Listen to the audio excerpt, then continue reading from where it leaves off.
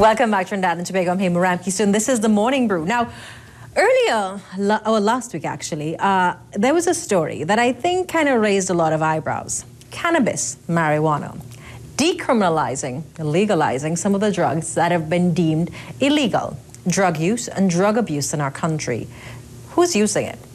Would lifting the ban make it more accessible? Would we encourage better uses? Several parts of the United States, cannabis is actually legalized for medical purposes. Medicinal marijuana is used, but you need to have a special license to get it.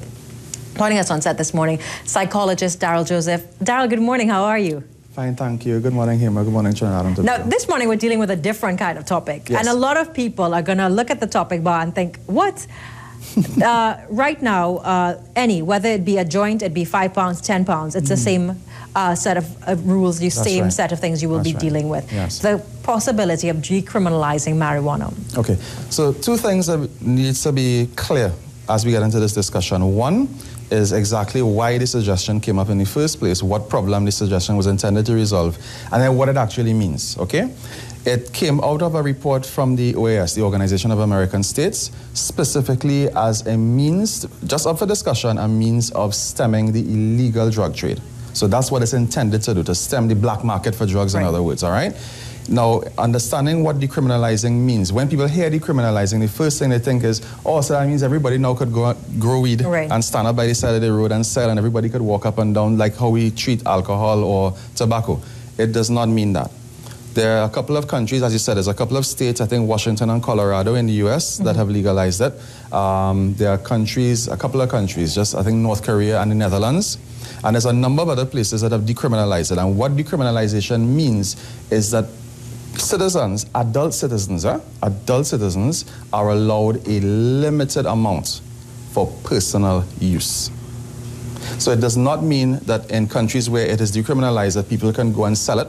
It doesn't mean that you can cultivate it. It doesn't mean you can go around with large amounts of it in your bag in case anybody feels like having a joint. It doesn't mean any of those things, all right? So I think that's where a lot of the panic comes from. Okay, so we're obviously looking at a very controlled environment. That's right. But if you're looking at a controlled environment, we can't even control several elements. We get up this morning, 6 executions of teenagers in our country. Yes. How are we really going to find this? Can we look at it as a viable solution? Thank you. Well, I'm glad you realized that, so I didn't have to go there next, right?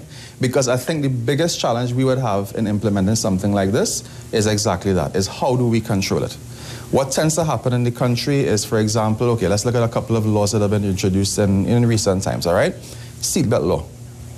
When it was introduced, there was a mad rush, a mad scramble, everybody installing seatbelts who didn't have, everybody now learning how to put it on, all right, dusting it off and so forth. A couple of people got charged, you heard about it because it's small, the country's small, you hear about it. Then all of a sudden, you know, you don't hear so much about it anymore, okay? And then you might even see people now driving without their seatbelt and, you know, nobody's panicking, okay? Another one, use of cell phones without a headset, right? In the beginning, again, big panic, Bluetooth headset sales gone up, vendors happy, all right? Couple of weeks, couple of months passes, you see people driving around with their phone in their hand, talking again, just like normal, nobody seems particularly worried. So, now I'm not saying that the authorities don't try to get a handle on it or that, you know, the laws are not in place. I'm just saying the trend is that whenever we have to control something, put serious, strict controls in place, it tends to start off hot and sweaty, and then it kind of dies out after a while. Now, decriminalizing marijuana, a lot of people are going to, those who are proponents for completely lifting any sort of ban, will say that there's still no evidence to date which shows marijuana as inhibiting or being of any consequence. It doesn't have the same effect on the brain that cocaine will have or even alcohol. Well, I can even talk about that too, all right? That's not entirely true, okay? Whereas, okay, cocaine, for example, I don't think cocaine will ever be decriminalized anywhere. And if it is, I think you should avoid that place at all costs, all right? Cocaine is an extremely dangerous, extremely damaging, extremely addictive drug. It's just a one-way downhill, all right? The thing with marijuana use and what makes it contentious is the long-term effect on people has a lot of variance, very, very wide variance. There's some people who can use it for several years without any serious side effects, and there's some people who can use it for a couple of months and develop psychotic symptoms. So there's still a gray area to that, because a lot of people are just saying, and we have to get this right, because decriminalizing does not mean that everyone is going to walk around with a joint in their pocket and be smoking in the public domain. No, it does not mean that. But having the controls and the mechanisms in place. Yes. Now, as it relates to drug use, marijuana is, most people just see it as a pastime. It's part of some sort of subculture in Trinidad and Tobago. Yes. Where, and you know, it's not about categorizing and saying it's a lower class thing, because everybody apparently just uses it as a pastime, and it's a subculture that exists. Why do you think that is? Okay, it's the primary effect that cannabis, marijuana has on people is that it relaxes you. Okay, it makes you feel relaxed, it makes you feel kind of cool, able to cope, able to deal with whatever it is that's troubling you. The difficulty with that, or the difficulty I have from my perspective, is that there are healthier, better ways of achieving the same result without necessarily having to expose yourself to a potentially dangerous drug. Is it a hallucinogenic drug? It can be, especially in large doses. Okay. All right? And again, depending upon your personality or circumstances, you may use it, you may feel good, you may want to use it some more to feel a little bit better, and then, you know, that gray area where you cross over into the amount where you can develop hallucinations and so on, that can happen. Why do most people start using marijuana? How is it something that you see? Is it a peer pressure thing, and the age group? Yeah, a couple of different reasons. For younger persons, I would think it is more, as you were saying, the sort of peer pressure, age group, everybody else around is doing it kind of thing, all right? For other people, it's introduced to them as a means of relaxing, as I said, right? As a means of getting an instant sort of a calming kind of effect, all right? And, you know, if that were the only impact, if that were the only effect, probably we'd look at it very differently, but it's really the danger of overuse, dependency, and long-term damage, especially where, as I said, persons can develop schizophrenia, another psychotic. I actually know 2 persons that happened to. So to those out there that believe that marijuana has absolutely no effect, seems to not be entirely true. At this time, we're going to just take a slight break from this interview. We're continuing to look at decriminalizing marijuana, but as we wrap that segment of the interview, I also want to talk about the executions that are taking place. Now, for the parents out there, you find your child with a joint, or you find your child with friends who may be smoking. What are the immediate warning signs, and what should they do?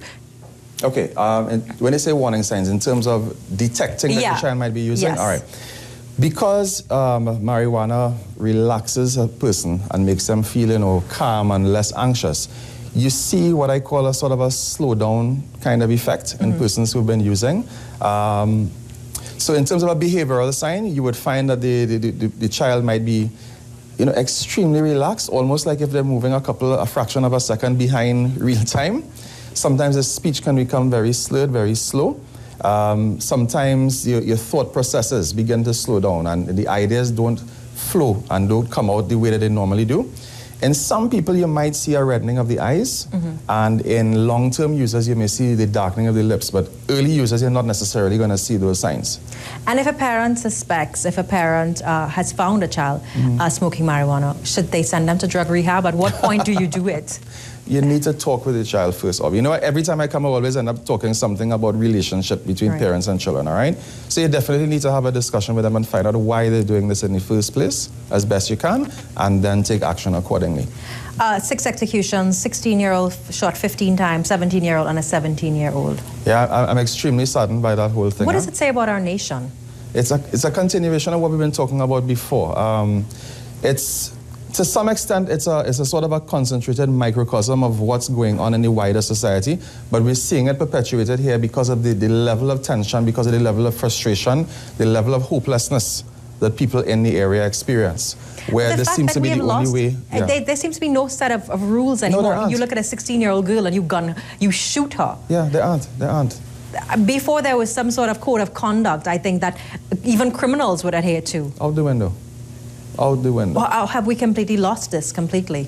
We haven't completely, but we are on the way there.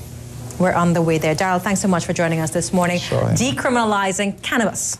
Still a controversial topic. We take a very short break. When we come back, we'll have more for you. Stay with us.